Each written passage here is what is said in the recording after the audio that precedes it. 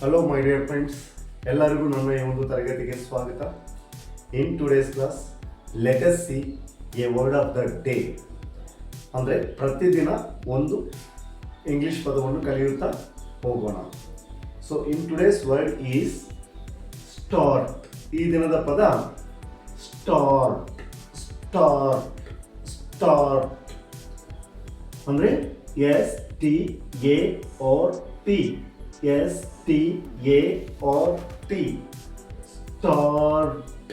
Start. Next ಅರ್ಥ ನೋಡೋಣ.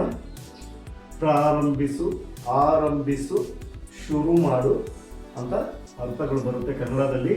ಪ್ರಾರಂಭಿಸು, ಆರಂಭಿಸು, ಶುರು ಮಾಡು ಅಂತ. ನೆಕ್ಸ್ಟ್ ವಾಕ್ಯ ರಚನೆ ನೋಡೋಣ. ಪ್ರತಿಯೊಂದು ಪದವನ್ನು ಒಂದು ವಾಕ್ಯದಲ್ಲಿ ಯಾವ ರೀತಿ ಬಳಸುವುದು ಅಂತ ನೋಡೋಣ. So let us start to learn English. Let's start to learn English. English ಕಲಿಯಲು ಆರಂಭಿಸೋಣ. ಇಂಗ್ಲಿಷ್ ಕಲಿಯಲು ಆರಂಭಿಸೋಣ. Next sentence. The start of the movie is very exciting. The start of the movie is very exciting.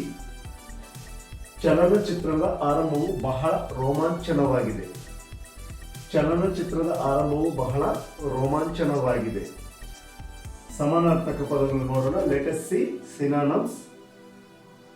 Begin, commence, launch. Begin, commence, launch ಇವು ಕೂಡ start ಅಂತಕ್ಕಂತಹ ಅರ್ಥವನ್ನೇ ಕೊಡುತ್ತವೆ. ಅಂದರೆ ಪ್ರಾರಂಭಿಸು, ಆರಂಭಿಸು, ಶುರು ಮಾಡು ಅಂತ. ನೆಕ್ಸ್ಟ್ ವಿರುದ್ಧ ಪದಗಳನ್ನು ನೋಡೋಣ. ಎಂಡ್, ಕೊನೆ.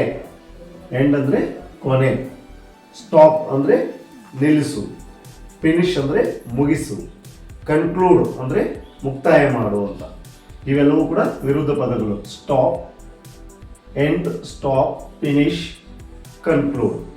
ಸೊ ಮೈ ಡಿಯರ್ ಫ್ರೆಂಡ್ಸ್, ಇದಿಷ್ಟು ಈ ಒಂದು ಸ್ಟಾರ್ಟ್ ಅಂತಕ್ಕಂಥ ಪದಕ್ಕೆ ಸಂಬಂಧಪಟ್ಟಿರ್ತಕ್ಕಂತಹ ಪ್ರೊನೌನ್ಸಿಯೇಷನ್ನು, ಅರ್ಥಗಳು, usage in a sentence and synonyms and antonyms. So ಇದೇ ರೀತಿ ಪ್ರತಿದಿನ ನಾವು ಒಂದೊಂದು ಪದವನ್ನು ಕಲಿಯುತ್ತಾ ಹೋಗಿ ನಮ್ಮ ಇಂಗ್ಲೀಷನ್ನು ಸುಧಾರಿಸಿಕೊಳ್ಳೋಣ ಅಥವಾ ವೃದ್ಧಿಸಿಕೊಳ್ಳೋಣ. ಸೊ ಈ ಟಾಪಿಕ್ ನಿಮಗೆ ಇಷ್ಟ ಆಗಿದೆ ಅಂದ್ಕೊಂಡಿದ್ದೀನಿ. ಸೊ ಇಷ್ಟ ಆಗಿದ್ರೆ ಒಂದು ಲೈಕ್ ಕೊಡಿ, ಮತ್ತು ಬೇರೆಯವರು ಕಲಿಯೋದಕ್ಕಾಗಿ ಶೇರ್ ಮಾಡಿ. ಮತ್ತು ಯಾರು ನನ್ನ ಈ ಒಂದು ಚಾನಲ್ಗೆ ಇನ್ನೂ ಸಬ್ಸ್ಕ್ರೈಬ್ ಮಾಡಿಲ್ಲ, ಪ್ಲೀಸ್ ಎಲ್ಲರೂ ನನ್ನ ಈ ಒಂದು ಚಾನಲನ್ನು ಸಬ್ಸ್ಕ್ರೈಬ್ ಮಾಡಿ. ಸೊ ನೆಕ್ಸ್ಟ್ ವಿಡಿಯೋದಲ್ಲಿ ಮತ್ತೆ ನಾವು ಭೇಟಿಯಾಗೋಣ. ಅಲ್ಲಿವರೆಗೂ ಕೀಪ್ ಪ್ರಾಕ್ಟೀಸ್.